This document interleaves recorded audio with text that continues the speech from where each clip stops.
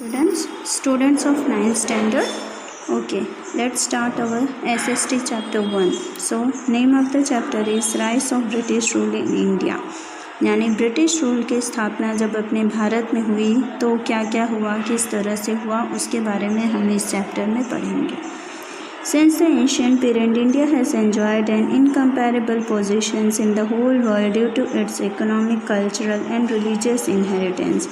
जैसा कि पुराने दौर में एंशियंट पीरियड यानी पुराने दौर यानी बहुत साल पहलों की बात है कि भारत जो है अपना है उसकी एक पोजीशन हुआ करती थी कि पूरे विश्व में वो सबसे प्रसिद्ध देश था, समृद्ध देश था. समृद्ध प्रसिद्ध इसलिए क्योंकि कल्चरल और रिलीजियस इनहेरिटेंस यानी सामाजिक और धार्मिक दोनों ही तरीके से वो परिपूर्ण देश माना जाता था. Due to the economic prosperity and cultural inheritance, people from different nations of the world came to India. और इसी वजह से क्योंकि अपना भारत जो था वो एक समृद्ध देश या समृद्ध राज्य माना जाता था, इसी वजह से कई अलग अलग जगह के लोग आकर यहाँ पर रुक जाते थे, यहाँ पर स्थापना करते थे. There was a lot of demand for the Indian spices, muslin, silk cloth, indigo, etc. in the European countries. और बहुत ज़्यादा डिमांड हुआ करती थी जो भारत में होने वाले स्पाइसेस यानी मसाले, मुस्लिन यानी धागा हुआ करता था एक तरह का जूट, सिल्क क्लॉथ यानी सिल्क के रेशम के कपड़े, इंडिगो एक्स्ट्रा इंडिगो की भी खेती हुआ करती थी. तो ये सब चीज़ें जो थी वो काफ़ी प्रसिद्ध थी यूरोपियन कंट्रीज़ में. Trade between India and Europe was carried out through land route and sea route, and at the center of this routes was Istanbul. अब इसी वजह से भारत और यूरोप के बीच में व्यवहार शुरू हो गया. व्यवहार और व्यापार दोनों की शुरुआत हो गई थी और इसके लिए जो रास्ते निर्धारित किए गए थे वो लैंड रूट और सी रूट को किया गया था. और लैंड रूट और सी रूट दोनों ही रास्ते जो थे वो इस्तांबुल के थे. इस्तांबुल जिसे कॉन्स्टेंटिनोपल टर्की में कहा जाता है. After the conquest of Constantinople in 1453 AD by Turkish Muslims, the sea route through Constantinople was closed for the Europeans.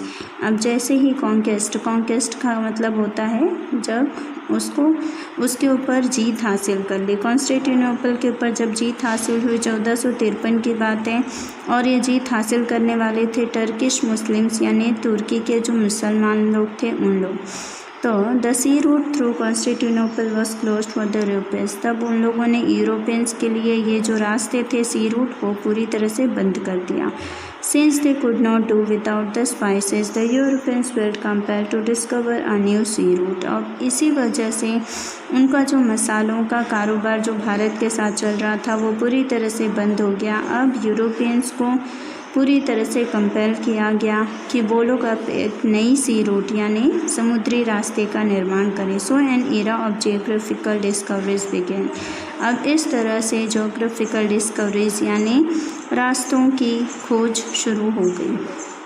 Discovery of sea route to India.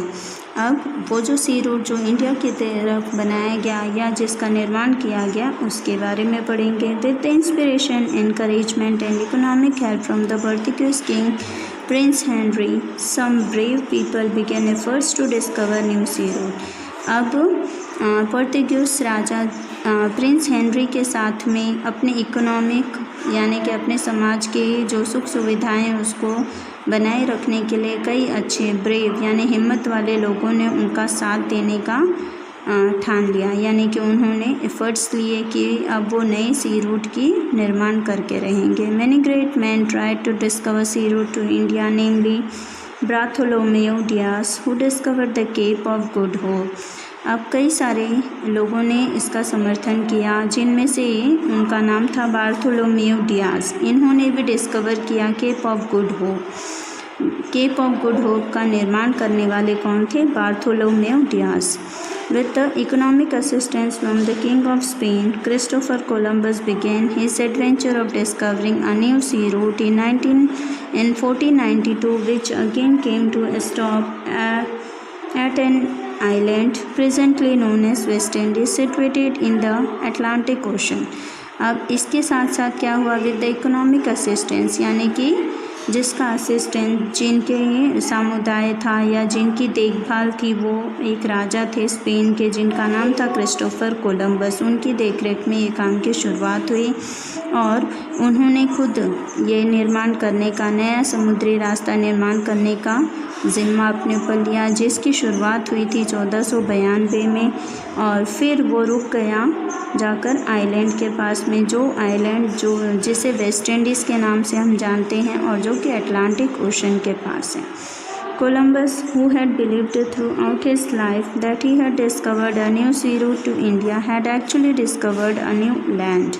अब क्रिस्टोफर कोलंबस जी ने हमेशा से यही लगता था कि उन्हें यही लगता था कि उन्होंने अपनी लाइफ में सी रूट यानी समुद्री रास्ते का निर्माण उन्होंने ही किया है, लेकिन ये उनकी गलत सोच थी। उन्होंने सिर्फ एक न्यू लैंड की खोज की थी, यानी एक ऐसी ज़मीन की स्थापना खोज की थी।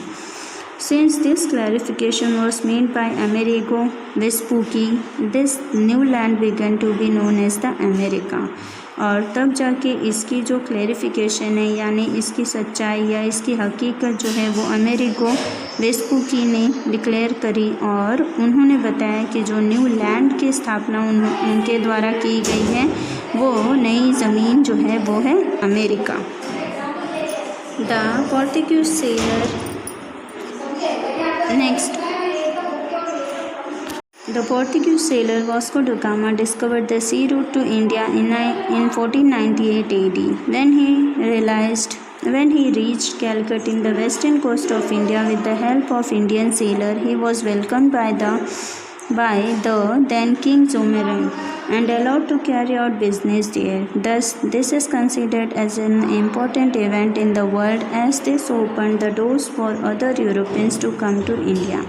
अब पोर्तुगीज सेलर जिनका नाम हुआ करता था वास्को दी गामा, इन्होंने नई समुद्री रास्ते का निर्माण किया जो कि हुआ था 1498 में।